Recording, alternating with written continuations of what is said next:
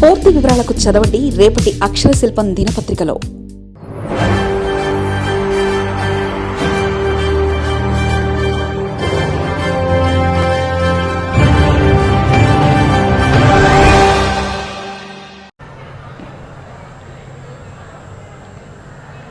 అందరికీ నమస్కారం.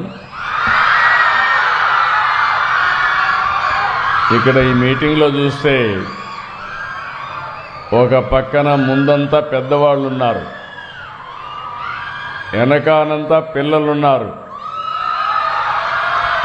పిల్లలు ఎక్కడుంటే అక్కడ గోల ఉంటుంది, ఆనందం ఉంటుంది, ఉత్సాహం ఉంటుంది. ఎక్కడ పెద్దవాళ్ళు ఉన్నారో అక్కడ స్తబ్దత ఉంటుంది, సైలెన్స్ ఉంటుంది. అదే మరిగా రాను రాను పని కూడా తగ్గిపోతుంది. ఎందుకంటే వాళ్ళల్లో యాస్పిరేషన్స్ ఎక్కువ, ఇక్కడుండే వాళ్ళల్లో యాస్పిరేషన్స్ అన్నీ ఫుల్ఫిల్ అయిపోయాయి. కాబట్టి మీరు రాను రాను రిటైర్మెంట్కి వచ్చేస్తారు. ఆ స్టేజీ రాష్ట్రంలో ఎప్పుడూ రాకూడదని, ఎప్పుడూ జుబ్లియంట్గా ఉండాలని ఈ పిల్లలే సంపద అనే కార్యక్రమానికి ఈరోజు నాంది పలుకుతున్నామని చెప్పి కూడా నేను మీకు తెలియజేస్తున్నా. నా లెక్క ప్రకారం ఇది ఒక హిస్టారికల్ మీటింగ్. ఈరోజు మన మీటింగ్ ఏదైతే ఈరోజు పెట్టుకున్నామో ప్రపంచ జనాభా దినోత్సవం 2026 చరిత్రలో శాశ్వతంగా నిలిచిపోతుంది. దీనికి కారణం మీరందరూ ఒక వేదిక పైన ఉన్నటువంటి పెద్దలందరినీ మనస్ఫూర్తిగా అభినందిస్తున్నా.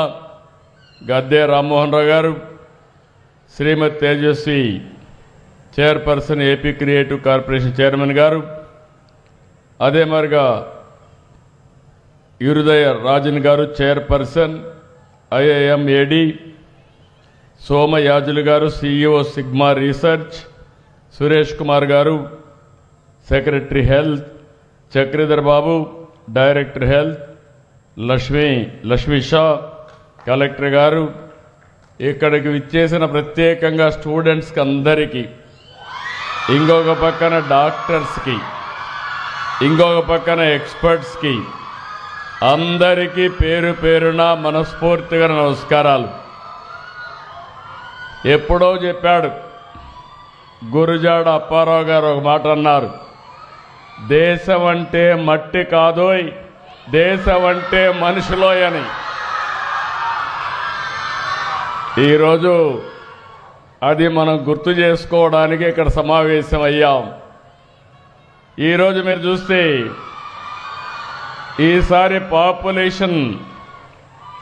వరల్డ్ పాపులేషన్ దినోత్సవం సందర్భంగా మెయిన్ థీమ్ వాళ్ళు ఇచ్చింది యువత ఆశలను ఆకాంక్షలను సాకారం చేయడం, realizing the hopes and aspirations of young people today and for the future. నేను ఒకటే చెప్తున్నా, ఈరోజు జనాభా నియంత్రణ కాదు, జనాభా సంరక్షణ ఒక నూతనమైన చరిత్ర ఈ రోజుతోనే ప్రారంభం అవుతుందని మరొకసారి తెలియజేస్తున్నా.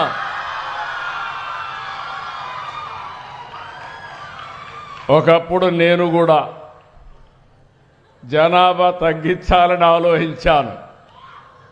నాకు చాలామంది చెప్పారు అప్పుడు జనాభా తగ్గించడం అంత సులభం కాదని.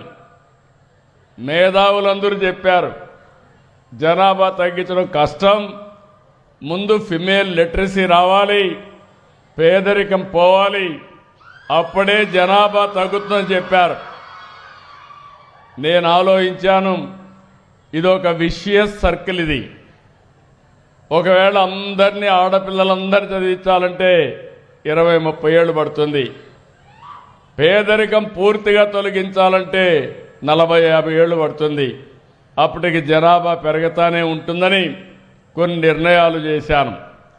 ఆ నిర్ణయాలు మీరు చూస్తే ఎవరైనా పోటీ చేయాలంటే 2 కంటే ఎక్కువ మంది పిల్లలుంటే పోటీకి అర్హత లేదని స్థానిక సంస్థల చట్టాన్ని తీసుకొచ్చాను. ఇంకొక పక్కన ఒకప్పుడు 2 పిల్లలు అనేవాళ్ళం, ఒకరు ముద్దు, ఇద్దరు ఓకే, ముగ్గురు వద్దని ఆ రోజు క్యాంపెయిన్ చేశాం. ఈరోజు నేనే మళ్ళా ముందుకు వచ్చాను. దూరదృష్టితో ఆలోచించాను. అంటే ఎప్పటికప్పుడు మీరు గుర్తుపెట్టుకోవాలి, ఇక్కడ పిల్లలు ఉన్నారు. 25 సంవత్సరాల కంటే ముందు ఐటీ, దీనివల్ల లాభం ఏంటని ఆలోచించాను. ఆ రోజు ఐటీ ఆలోచించి ఐటీని ప్రమోట్ చేశాను. ఈరోజు గర్వంగా చెప్పగలుగుతున్నా, ప్రపంచం మొత్తం ఐటీ అంటే దానికి చిరునామా తెలుగు జాతి అని మరొకసారి విజ్ఞప్తి చేస్తున్నా. 25 సంవత్సరాలు ప్రపంచంలో ఏ దేశానికి పోయినా తెలుగువాడు ఉంటాడు. ప్రపంచంలో ఏ దేశంలో చూసినా అత్యధిక ఆదాయం సంపాదించే జాతి తెలుగు జాతి అని మీ అందరికీ విజ్ఞప్తి చేస్తున్నా. ఇది జరిగింది 25 ఏళ్ళు. ఆ రోజు ఐటీ మాట్లాడా, ఈరోజు ఏఐ మాట్లాడుతున్నా. ఈరోజు ఇక్కడ ఆడపిల్లలు ఉన్నారు. ఒకప్పుడు తల్లిదండ్రులు ఆడపిల్లల్ని చదివించాలంటే చాలా కష్టపడేవాళ్ళు. ఆ రోజు అందరూ ఆలోచించేది ఆడపిల్లల్ని ఎంత తొందరగా పెళ్ళిళ్ళు చేసి అత్తవారింటికి పంపిస్తే బాధ్యత అయిపోతుంది అనుకునేవాళ్ళు.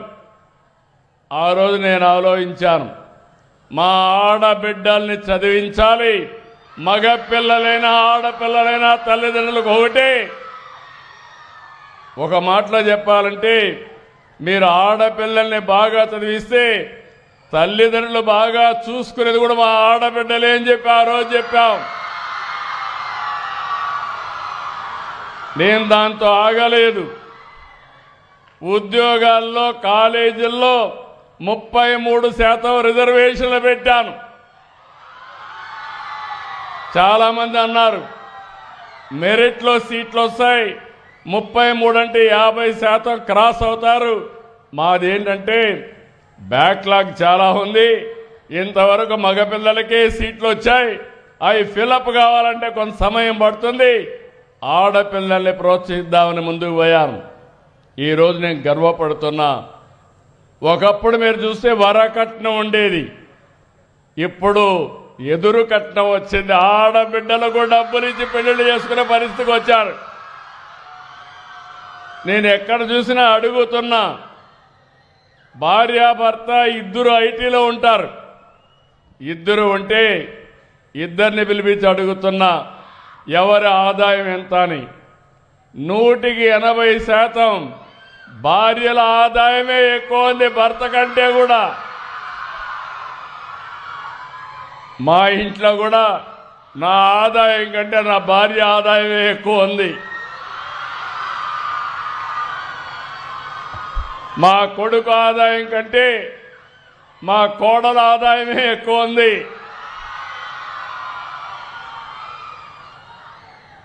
ఇవన్నీ పరిస్థితులు మారాయి. ఈరోజు మనందరం కూడా నేను మాట్లాడేది డిఫరెంట్ టెక్నాలజీస్ మాట్లాడుతున్నా. ఈరోజు పిల్లలు మీరందరూ ఉన్నారు, మీరు రేపు గురించి ఆలోచిస్తారు, నేను ఎల్లుండి గురించి ఆలోచిస్తా. మీకో నాకో తేడా అదే.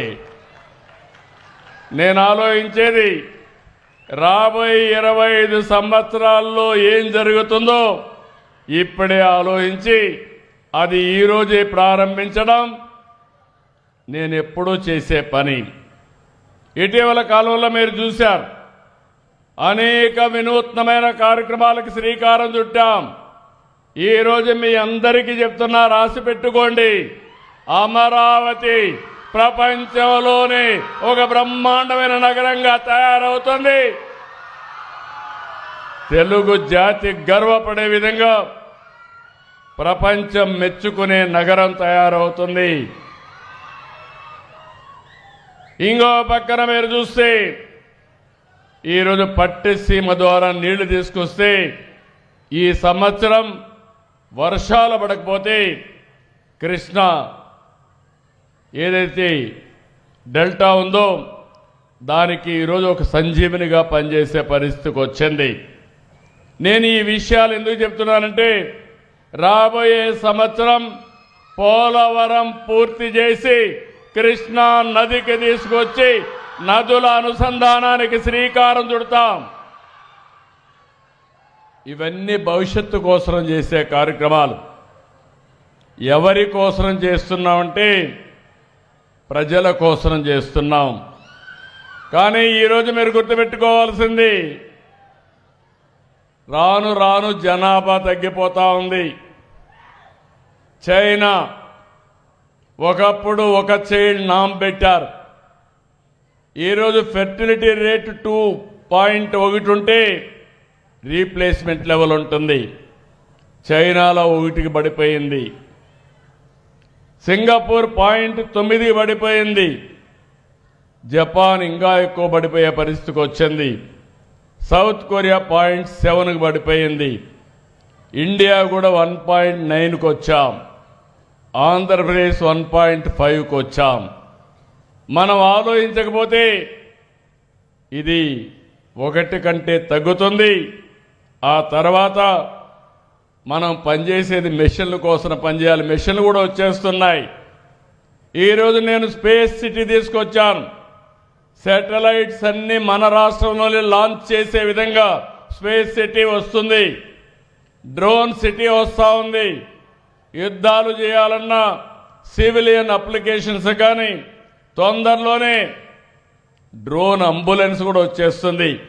ఎక్కడన్నా ఎవరికైనా ఆరోగ్యం బాగలేకపోతే మీ ఇంటి మీదకి వచ్చి పేషెంట్ తీసుకొని నేరుగా హాస్పిటల్కి తీసుకొచ్చే రోజు తొందరలోనే వస్తుందని మీ అందరికీ విజ్ఞప్తి చేస్తున్నా. ఎలక్ట్రానిక్స్ వచ్చేసాయి, వేరబుల్స్ వచ్చాయి. ఈరోజు మనం తినే తిండి ఎంత తినాలి, గ్లూకోజ్ లెవెల్ చూసుకొని తినే తిండి పరిస్థితికి వచ్చాం. హాస్పిటల్లో ఉండక్కర్లేదు, ఇంట్లో ఉంటే మానిటరింగ్ హాస్పిటలింగ్ చేసి అవసరమైతే అంబులెన్స్ లిఫ్టింగ్ కానీ లేకపోతే డ్రోన్ లిఫ్టింగ్ చేసే పరిస్థితికి వచ్చాం. ఇలాంటివన్నీ వచ్చినప్పుడు మీరు గుర్తుపెట్టుకోవాల్సింది, ఒకప్పుడు కరెంటు ఉత్పత్తి చేసేవాళ్ళం. ఎప్పుడు వస్తుందో ఎప్పుడు పోతుందో తెలియదు. ఈరోజు మీ యొక్క ఇంటి పైన కరెంటు ఉత్పత్తి చేసుకుంటున్నాం.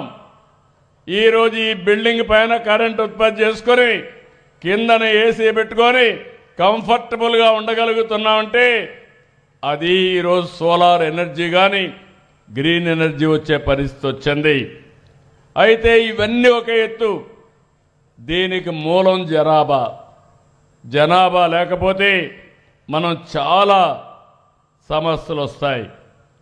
ఒకప్పుడు ఉమ్మడి కుటుంబం ఉండేది. పిల్లలు చాలామందికి మీకు ఐడియా ఉండదు, ఇక్కడ పెద్దవాళ్ళకు కొంతమందికి ఏముంటుంది.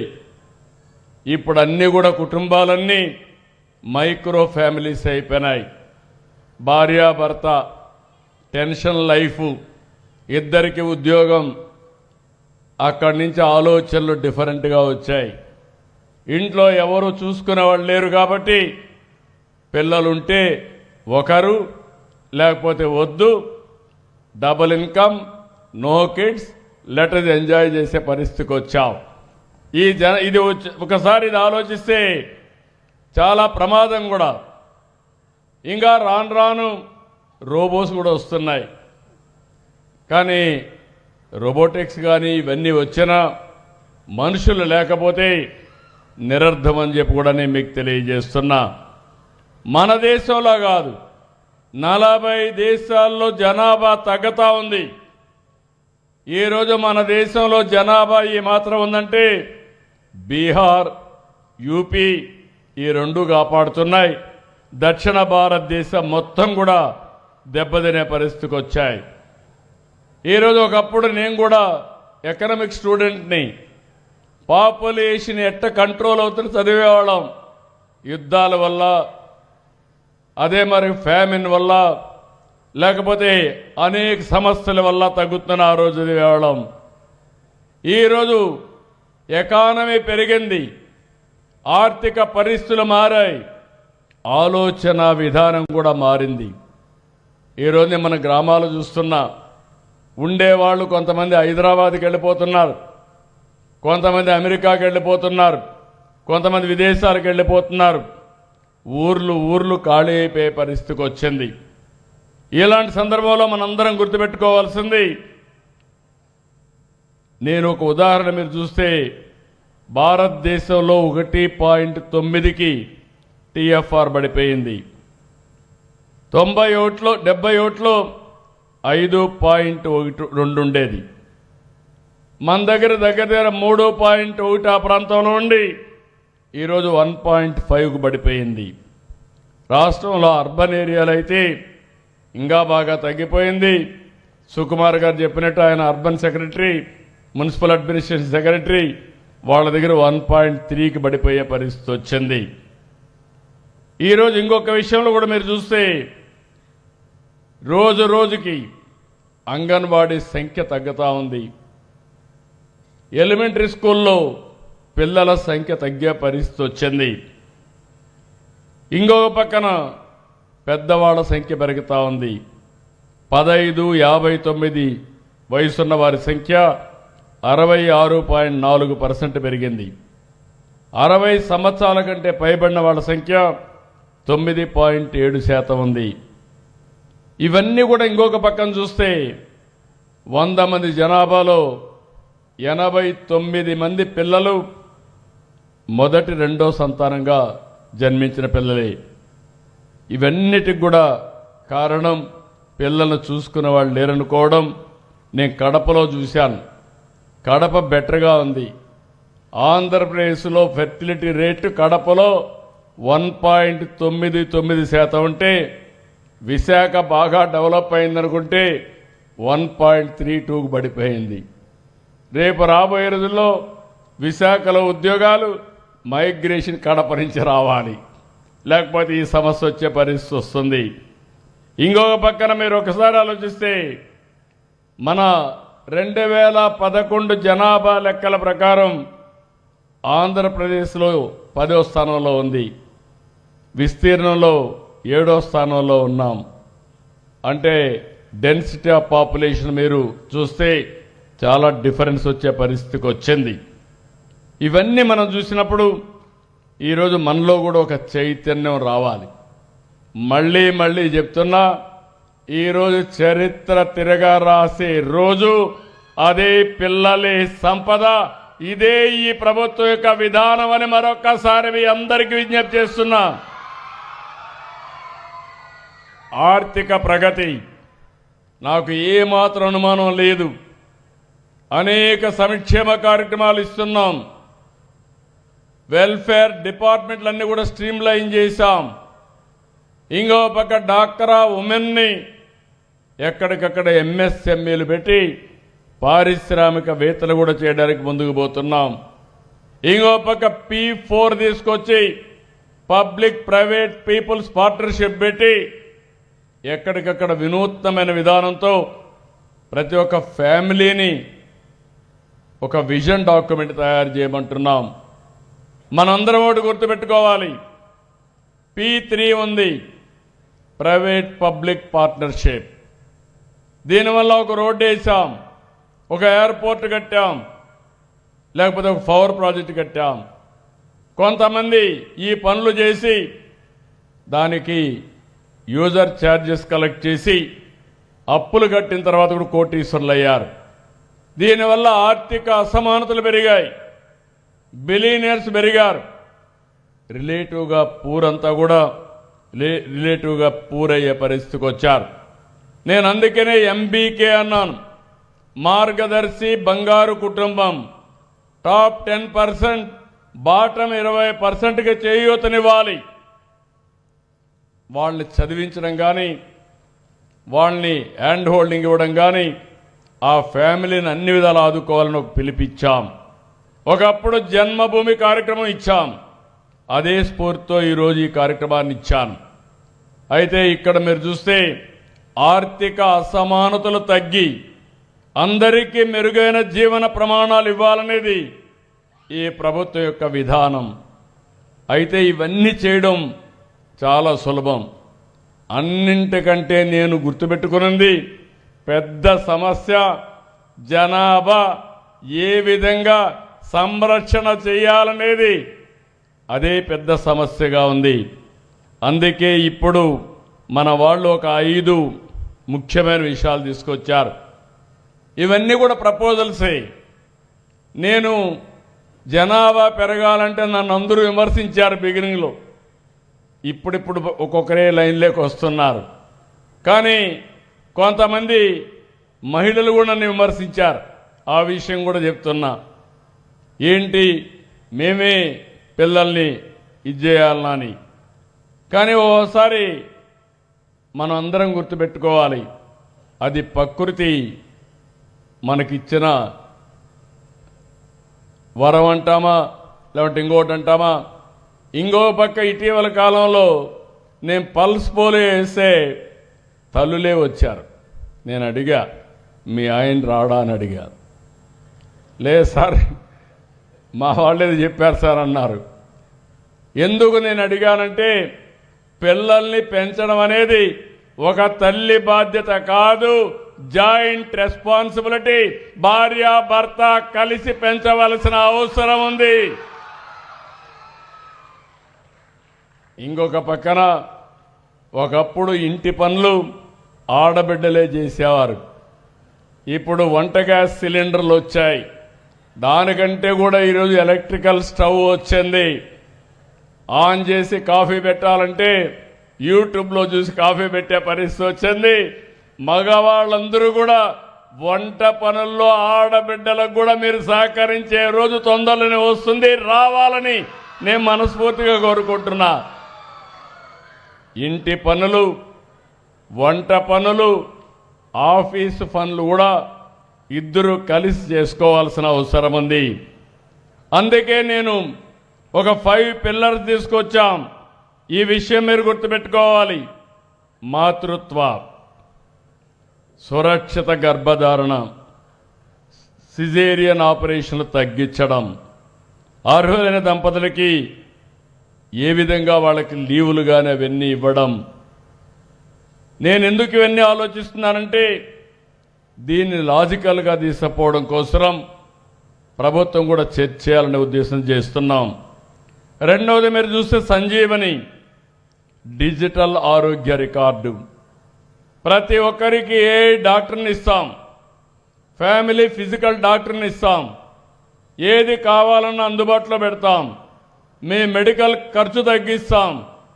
ఫస్ట్ టైం మీరు చూస్తే రాష్ట్రంలో ఉండే ప్రతి ఒక్కరికి 2,50,000 రూపాయలు ఇన్సూరెన్స్ చేసి ప్రతి ఒక్కరి ఆరోగ్యం కాపాడే బాధ్యత ఈ ప్రభుత్వం తీసుకుంటామని కూడా మీకు తెలియజేస్తున్నా. ఇంకొక పక్కన preventive health, cost effective, real time monitoring కూడా చేస్తాం. ఇటీవల నేను ఒక విషయం మాట్లాడుతున్నాను, టెక్నాలజీ. నిన్నే తెలంగాణలో ఒక విషయం జరిగింది. పిల్లలు, మీరు ఇక్కడ నేను రాజకీయం మాట్లాడలేదు కానీ మీరు ఆలోచించాలి. ఒక అతను 2016లో పాస్కో క్రైమ్ చేశాడు. అతని మీద కంప్లైంట్ చేశారు. కొన్ని రోజులు ఎక్కడ తప్పించుకొని తిరిగాడు. తర్వాత పోలీసులు పట్టుకొని కన్విక్షన్ వచ్చింది. మళ్ళా బెయిల్ వచ్చింది. బెయిల్ నుంచి బయట వచ్చాడు. అతనికి ఎంత ఖర్చు ఉందో మీరు ఆలోచిస్తే దగ్గర ఎవరైతే పాస్కో కేసు పెట్టిన ఫ్యామిలీలో 3, సొంత ఫ్యామిలీలో 3, మొత్తం 6 మందిని ఒకేసారి చంపేశాడు. అంటే మెంటల్ సిక్నెస్ ఇది బిగ్గెస్ట్ ప్రాబ్లం. ఎందుకు వస్తూ ఉందని మనం ఆలోచిస్తే మనుషుల్లో అన్రెస్ట్ పెరిగింది. సోషల్ మీడియా కూడా లేనిపోని అనర్థాలకు దారితీస్తున్నాయి. ఇంట్లో పిల్లలు, తల్లిదండ్రులు ఉంటారు, వాట్సాప్ గ్రూపుల్లో మెసేజ్లు పెట్టుకుంటారు. ఇంకో పక్క అవర్స్ టుగెదర్ వాట్సాప్ గ్రూపులు చూస్తున్నాం. నేను ఎప్పుడు కూడా ఒకే మాట చెప్పాను, టెక్నాలజీ కావాలి. I'm the first man. ఇప్పుడు మీరు అందరూ ఉన్నారు. ఒకప్పుడు నన్ను అందరూ ఎగతాళి చేశారు.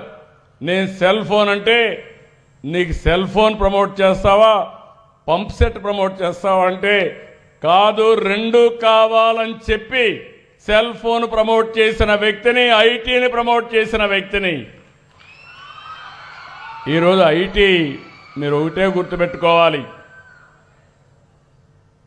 ఇష్టానుసారంగా మనం కానీ అడిక్ట్ అయిపోతే, వ్యసనంగానైతే చాలా అనర్థాలకు దారితీస్తుంది. రెండోది ఇటీవల గంజాయి. ఆ టెన్షన్ భరించలేక డ్రగ్స్కు గంజాయికి అలవాటైపోయి తల్లిదండ్రులు చెప్పినా వినే పరిస్థితిలో లేరు. అందుకే నేను ప్రమోట్ చేసింది టెక్నాలజీ, స్పిరిచువాలిటీ. నాకంటే కూడా యంగ్స్టర్స్కి ఎక్కువ అవసరం స్పిరిచువాలిటీ. యోగా చేయాలి, మెడిటేషన్ చేయాలి, ప్రాణాయామం చేయాలి. అప్పుడే మీరు ఫుల్ పొటెన్షియల్ ఉపయోగించుకొని ప్రపంచాన్ని జయించే శక్తి ఈ యువతకు వస్తుంది, తెలుగు జాతికి వస్తుందని చెప్పి కూడా నేను మీకు తెలియజేస్తున్నా. ఈ సంజీవని ప్రాజెక్టులో ఇది కూడా నేను పెట్టాను. ఇప్పుడు నేను ప్రమోట్ చేసేది టెక్నాలజీ, స్పిరిచువాలిటీ ప్రమోట్ చేస్తున్నాను. మూడోది శక్తి, మహిళల ఉపాధి అవకాశాలు పెంచడం. కార్యాలయాల్లో పిల్లల్ని తీసుకుపోతే అక్కడ వాళ్ళందరినీ చూసుకోవడానికి అక్కడ వసతి ఏర్పాటు చేయడం, శిశు సంరక్షణ కేంద్రాలు పెట్టడం, ఉద్యోగులకు కూడా సురక్షిత రవాణా వసతి ఏర్పాటు చేయడం, తల్లి తండ్రులకి పిల్లల పెంపకంలో సమాన బాధ్యత అప్పజెప్పడం. ఇంకొక పక్క క్షేమ. 60 ఏళ్ళైతే రిటైర్ అయిపోయామనుకుంటారు. ఒకప్పుడు 70 ఏళ్ళు 80 ఏళ్ళు బతికేవాళ్ళు ఇప్పుడు 90, 100 సంవత్సరాలు బతికే పరిస్థితికి వచ్చారు. ఎప్పుడైతే మీరు రిటైర్ అయిపోయారని మీ మైండ్లోకి వస్తే మీ బాడీ, మైండ్ రెండు డిమినిష్ అవుతాయి. అక్కడి నుంచి సమాజానికి మీరు భారం అవుతారు. అట్లా కాకుండా 24 గంటలు ఏ వయసులో ఉన్నా సమాజ హితం కోసం మీరు పనిచేస్తే సమాజానికి మీరు ఆస్తిగా తయారవుతారు. ఈ విషయం కూడా పెద్దవాళ్ళందరూ గుర్తుపెట్టుకోవాల్సిన అవసరం ఉంది. అందుకే నేను క్షేమ అనే కార్యక్రమం తీసుకొస్తున్నా. Silver economy. ఎవరైతే ఉన్నారో మీరు కూడా ఎకానమీకి ఉపయోగపడే పరిస్థితి వస్తుంది. అలాంటివి చేయాల్సిన అవసరం ఉంది. గౌరవప్రదమైన వృద్ధాప్యానికి ఏ విధంగా అవకాశాలను ఇవ్వాలనో ఇస్తాం. మీ ఆరోగ్య సేవలు కూడా చూస్తాం. అది అయిన తర్వాత 5వది నైపుణ్యం. జీవితాంతం నేర్చుకోవాలి. ఈరోజు నేను మీటింగ్ వచ్చాను, మీరేమైనా కొత్త విషయం చెప్తే అది రాష్ట్ర ప్రజానైకానికి ఉపయోగపడుతుందంటే రేపే ఒక పాలసీ తీసుకొచ్చి దాన్ని అమలు చేసే బాధ్యత నేను తీసుకుంటానని చెప్పి నేను మీ అందరికి విజ్ఞప్తి చేస్తున్నా. అందరం కూడా నేర్చుకోవడం అనేది అనునిత్యం నైపుణ్యాన్ని పెంచుకోవాలి. ఈరోజు మనందరం కూడా ఇన్స్పైరింగ్ టైంలో ఉన్నాం. మళ్ళీ చెప్తున్నా, టెక్నాలజీ ఉంది, నాలెడ్జ్ ఉంది, అవకాశాలు ఉన్నాయి. ఆకాశమే హద్దుగా ఎదిగే అవకాశం ఉంది. కానీ దాన్ని ఉపయోగించుకోవడానికి నాయకత్వం ఉండాలి. ఈరోజు నేను భారతదేశంలోనే కాదు ప్రపంచం మొత్తం చూస్తున్నా నాయకత్వ లేమి ఉంది. ఎక్కడికక్కడ లీడర్షిప్ వ్యాక్యూమ్ ఉంది. ఈరోజు ఇక్కడుండే పిల్లలందరికీ మళ్ళీ చెప్తున్నాను, మీరు మీ జీవితాన్ని ప్లాన్ చేసుకోవడం కానీ మీ క్యారియర్ బిల్డప్ చేసుకోవడం కానీ అన్నిటికంటే ముఖ్యం లీడర్షిప్ క్వాలిటీస్. అన్నీ ఉన్నాయి. ఏ విధంగా ఉపయోగించాలనో ఉపయోగించుకునే శక్తి మీ అందరికీ ఉండాలని చెప్పి కోరుకుంటున్నా. అందుకే ఈరోజు నేనంతా కూడా మీరు చూస్తే మొన్న ఒక మాట అన్నాను. ఈరోజు గవర్నమెంట్లో చాలా స్పష్టంగా పిల్లలు డెలివరీ అవుతానే ఆర్థిక సహాయం చేస్తున్నాం. తల్లి బిడ్డ ఎక్స్ప్రెస్ పెట్టి సేఫ్ డెలివరీకి దోహదం చేస్తున్నాం. ఏది మంచో ఏదో చెడో చెప్తున్నాం. అంగన్వాడీ కేంద్రాలు పెట్టి అక్కడ కూడా పిల్లల ఆరోగ్యాన్ని ఆడుకోవడం కానీ వాళ్ళకు కావాల్సిన ఫుడ్ ఇస్తున్నాం. అదే మరి ఫస్ట్ క్లాస్ అడ్మిట్ అయితే 12 వరకు ప్రైవేట్లో కానీ ప్రభుత్వంలో కానీ చదువుకున్న పిల్లలందరికీ తల్లికి వందనం కింద 15,000 రూపాయలు ఆర్థిక సహాయం చేస్తున్న ప్రతి ఒక్క తల్లికి 1,500 రూపాయలు వస్తాయి. 15,000. రెండోది మీరు గుర్తుపెట్టుకోవాలి, ఒకప్పుడు ఒక్కరికే ఇచ్చేవాళ్ళు. నేను ఎంతమంది పిల్లలుంటే అంతమందికి 15,000 ఇస్తాం. పిల్లలే ఆస్తి, దానికి నిదర్శనం ఒక్కొక్కరికి 15,000 ఇవ్వడం. 5 మంది ఉంటే 75,000 ఇచ్చాం. 6 మంది ఉంటే 1,00,000 రూపాయలు ఇచ్చాం. నేను ఇది పెట్టుబడి అనుకోవడం లేదు, ఖర్చు అనుకోవడం లేదు, బాధ్యత అనుకుంటున్నాను. జనాభాని ప్రోత్సహించడానికి ఇది ఒక మార్గం అని చెప్పి కూడా నేను మీకు తెలియజేస్తున్నా. పేద పిల్లల్ని బాగా చదివిస్తాం, అవకాశాలన్నీ తీసుకొస్తాం. కానీ ఈరోజు నేను మిమ్మల్ని అందరినీ ఒకటే కోరుతున్నా, ఈరోజు మనం ఒక సంకల్పం చేయాలి. మనం చైతన్యవంతులు కావాలి, భవిష్యత్ ఏంటో ఆలోచించాలి. ఈరోజు మీరు చూస్తే 3,25,000 రూపాయలు పర్ క్యాపిటల్ ఇన్కమ్. రాబోయే 2047కి 55 లక్షల రూపాయలు పర్ క్యాపిటల్ ఇన్కమ్ చేయాలనేది ఒక సంకల్పం. ఇది సాధ్యం. 15% గ్రోత్ రేటు పెట్టుకున్నాం, అది కూడా చేయగలుగుతానన్న నమ్మకం ఉంది. అయితే ఇవన్నీ చేసేటప్పుడు మళ్ళీ నేను అడిగేది, జనాభా లేకపోతే మనం అనుకున్న లక్ష్యాలు నెరవేర్చలేం. జనాభా కానీ సంరక్షణ చేసుకోగలిగితే, బ్యాలెన్స్ చేయగలిగితే 2047కి స్వర్ణాంధ్రప్రదేశ్ కాదు, 2040కి స్వర్ణాంధ్రప్రదేశ్ సాధించే శక్తి మన యువతకు ఉంది. కొన్ని సంస్కరణలు తెచ్చినప్పుడు కొన్ని కొత్త ఆలోచనలు పంచుకున్నప్పుడు చాలామంది ఎగతాళి చేశారు. మొన్న నేను ఒక మాట చెప్పాను, 3వ చైల్డ్ గాను ఉంటే అలాంటి వారికి 30,000 రూపాయలు అదనంగా ఆర్థిక సహాయం చేస్తా ఉంటే చాలామంది విమర్శించారు. నేను ఇప్పుడు దానికోసమే ఆలోచిస్తున్నా, ఏం చేస్తే మీ అందరికీ ఆమోదయోగ్యంగా ఉంటుందో. 4వ శనివారం సంజీవిని ప్రాజెక్ట్ కింద ప్రజల్లోకి వెళ్ళి ఒక 4-5 సార్లు మాట్లాడిన తర్వాత అందరూ ఒప్పుకున్న పాలసీ పెట్టి మొట్టమొదటిసారిగా ప్రపంచానికే ఒక ఆదర్శంగా ఆంధ్రప్రదేశ్లో పిల్లలే సంపద జయప్రదమైందని నిరూపించే బాధ్యత ఈ ప్రభుత్వం తీసుకుంటుందని చెప్పి మీ అందరికీ విజ్ఞప్తి చేస్తున్నా. ఒకప్పుడు నేను ఇంకుడు గుంతలు మాట్లాడితే ఎగతాళి చేశారు, క్లీన్ అండ్ గ్రీన్ అంటే ఎగతాళి చేశారు, విజన్ 2020 అంటే వెక్కిరించారు, కంప్యూటర్ అంటే కూడు పెడుతుంది అన్నారు. నేను ఆ రోజు చెప్పిందన్నీ వాస్తవాలైనాయి. ఇప్పుడు కూడా చెప్తున్నా, population management is a reality. ప్రపంచంలో ఎక్కడా లేనటువంటి ఒక గొప్ప వారసత్వ సంపద ఫ్యామిలీ. అది ఒక భారతదేశానికే సొంతం. ఈరోజు ప్రపంచం అంతా మీరు చూస్తే మెటీరియలిస్టిక్ హ్యాపీనెస్కి అలవాటు అయిపోయారు. కుటుంబాన్ని కూడా మెటీరియల్స్ అనుకునే పరిస్థితికి వచ్చాం. భార్యాభర్త బాంధవ్యాలు తగ్గిపోయే పరిస్థితికి వచ్చాయి. పిల్లలు తండ్రి దగ్గర అప్పు తీసుకొని తండ్రి పిల్లలకు అప్పు ఇచ్చే పరిస్థితికి వచ్చారు. అంటే ఎక్కడికి పోతానో మనకే అర్థం కావడం లేదు. కొంతమంది తండ్రులు నేను చూశాను, ఈరోజు కూడా ఒక ఆయన వచ్చాడు. తండ్రి తల్లి కష్టపడి ఆస్తి సంపాదిస్తే వాళ్ళని బయట పంపించేసి ఆ ఆస్తి కబ్జా చేసే పరిస్థితికి వచ్చారు. ఇవన్నీ కూడా వస్తున్నాయి. ఇలాంటివి పోవాలంటే మన ఫ్యామిలీ వారసత్వాన్ని కాపాడుకోవాలి. నేను ఇప్పుడు వచ్చినప్పుడు అడుగుతున్నాను, కొత్తగా పెళ్ళైన వాళ్ళందరినీ మీరు ఎవరెవరింట్లో ఉంటారని. చాలామంది నేను నా భార్య ఇద్దరు ఉన్నామని చెప్తున్నారు. కొంతమంది మా మగవాళ్ళైతే పిల్లలైతే మగపిల్లలైతే మా నాన్న మా అమ్మ కూడా ఉందంటున్నారు.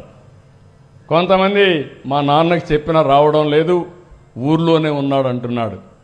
నేను ఎందుకు ఇవన్నీ అడుగుతున్నానంటే మన బాధ్యత చిన్న చిన్న సమస్యలున్నా అవి పరిష్కారం చేసుకొని కుటుంబ వ్యవస్థని కాపాడుకుని ప్రపంచానికి ఆదర్శంగా ఉండవలసిన బాధ్యత భారతదేశం పైన ఉందని చెప్పి కూడా నేను మీకు తెలియజేస్తున్నా. ఈరోజు మీరు చూడండి, భారతదేశ కుటుంబ వ్యవస్థ, దానికి కారణం ఈ దేశంలో వారసత్వంగా వచ్చిన సంపద. హిందూ కుటుంబాలు కానీ, ముస్లిం కుటుంబాలు కానీ, కడకు క్రిస్టియన్ కుటుంబాలు కూడా ఇండియన్ కుటుంబాలు డిఫరెంట్గా ఉంటాయి ప్రపంచం కంటే. అది మన దేశం యొక్క ప్రత్యేకత అని చెప్పి కూడా నేను మీకు తెలియజేస్తున్నా. మళ్ళీ మీ అందరినీ కోరుతున్నా, ఈరోజు సంపద సృష్టించడం చాలా కష్టమైన పని, అయినా అది సాధ్యం. కానీ అతి కష్టమైన పని నా జీవితంలో నేను టేకప్ చేసింది, ప్రజలు ఉంటేనే సంపద, జనం ఉంటేనే అభివృద్ధి, అప్పుడే నిజమైన సమాజం, అదే నిజమైన భవిష్యత్తు. దీనికోసం ఈరోజు సంకల్పం చేయడం నా జీవితంలో మళ్ళీ చెప్తున్నా, ఇది ఒక హిస్టారికల్ డే, హిస్టారికల్ మూమెంట్. ఇది నేను ఒక్కడనే అనుకుంటే సాధ్యం కాదు. నేను పదే చెప్తున్నాను, హెల్తీ వెల్తీ హ్యాపీ ఆంధ్రప్రదేశ్ మనందరి ఉద్దేశం. అలాంటి సమాజం ఉండాలంటే ఆ సమాజంలో పిల్లలి సంపద అనేది ప్రతి ఒక్కరి నోట రావాలి. ఈరోజు ఇక్కడుండే పెద్దవాళ్ళు, వెనక నుండే పిల్లలు కూడా మీలో కూడా ఆలోచన రావాలి. నేను ఒకప్పుడు చెప్పాను, break silence, talk about AIDS అని మాట్లాడా. ఎప్పుడు మాట్లాడాను? 25 సంవత్సరాల కంటే ముందు. ఆ రోజు నేను మాట్లాడకపోతే ఎవరూ మాట్లాడడం లేదు. ఎవరైనా మాట్లాడితే అదొక స్టిగ్మాగా వేసే పరిస్థితికి వచ్చారు. ఈరోజు నేను చెప్పగలుగుతున్నా, ఆ రోజు నేను గట్టిగా మాట్లాడితే ఈరోజు అవగాహన పెరిగి ఎయిడ్స్ అనేది ఆంధ్రప్రదేశ్లో ఎరాడికేట్ చేసే పరిస్థితికి వచ్చావంటే అది మనందరి సంకల్పం అని చెప్పి కూడా నేను మీకు తెలియజేస్తున్నా. కాబట్టి 2026 ప్రపంచ జనాభా దినోత్సవం అంబేద్కర్ కల్చరల్ సెంటర్లో సమావేశమయ్యాం. రాష్ట్రం మొత్తం ప్రజలందరికీ విజ్ఞప్తి చేస్తున్నా, పిల్లలే సంపద, పెద్ద కుటుంబమే శ్రీరామ రక్ష, మైక్రో ఫ్యామిలీ కాదు. అందరం కూడా కుటుంబం అంతా కలిసి ఉండవలసిన అవసరం ఉంది. అది మన ఆనందానికి కారణం అవుతుంది. అలాంటి భారతదేశాన్ని మనం చేసుకోవాల్సిన అవసరం ఉంది. ప్రధానమంత్రి నరేంద్ర మోడీ గారు వికసిత్ భారత్ గురించి ముందుకు పోతున్నారు. నేను స్వర్ణ ఆంధ్రప్రదేశ్, మొన్నే మీరు చూస్తే జొన్నగిరి అనే గ్రామంలో కర్నూలు జిల్లాలో ఒక వెనుకబడిన జిల్లాలో గోల్డ్ మైన్ పడింది. ఆ నగరం చూస్తే అశోకుడి కాలంలో 4th రాజధాని ఏదంటే అప్పటి స్వర్ణగిరి, ఇప్పుడు జొన్నగిరి అయింది. మళ్ళీ దాని పేరు మార్చి స్వర్ణగిరిగా పెట్టి స్వర్ణాంధ్రప్రదేశ్ దిశగా మనం ముందుకు పోతున్నామని మీ అందరికీ తెలియజేస్తున్నా. మన భవిష్యత్తు మన చేతుల్లో ఉంది. మనమే రాసుకుంటాం, మనమే అమలు చేసుకుంటాం. ఈ విషయం గుర్తుపెట్టుకోవాల్సిందిగా మరొక్కసారి కోరుకుంటూ దానికి నాంది పలకవలసిందిగా ప్రతి ఒక్కరికి విజ్ఞప్తి చేస్తూ అందరికీ అభినందనలు. జై భారత్, జై భారత్. గట్టిగా చెప్ప, భారత్ మాతాకి. గట్టిగా, ఇంకా గట్టి, భారత్ మాతాకి, భారత్ మాతాకి. తెలుగు తల్లికి, తెలుగు తల్లికి, తెలుగు తల్లికి జై హింద్. పిల్లలు అభినందనలు. ఈరోజు మిమ్మల్ని చూస్తే ఎక్కడా లేని ఉత్సాహం వస్తూ ఉంది. మీరు ఇదే విధంగా సహకరించండి. తప్పకుండా మీ భవిష్యత్తు బంగారు భవిష్యత్తు చేసే బాధ్యత మాదని మరొకసారి విజ్ఞప్తి చేస్తూ సెలవు తీసుకుంటున్నా. జై Hind. Thank you very much, sir. The true champion of inclusive growth and human. మరిన్ని కథనాల కోసం సబ్స్క్రైబ్ చేసుకోండి మీ అక్షర శిల్పం. పూర్తి వివరాలకు చదవండి రేపటి అక్షర శిల్పం దినపత్రికలో.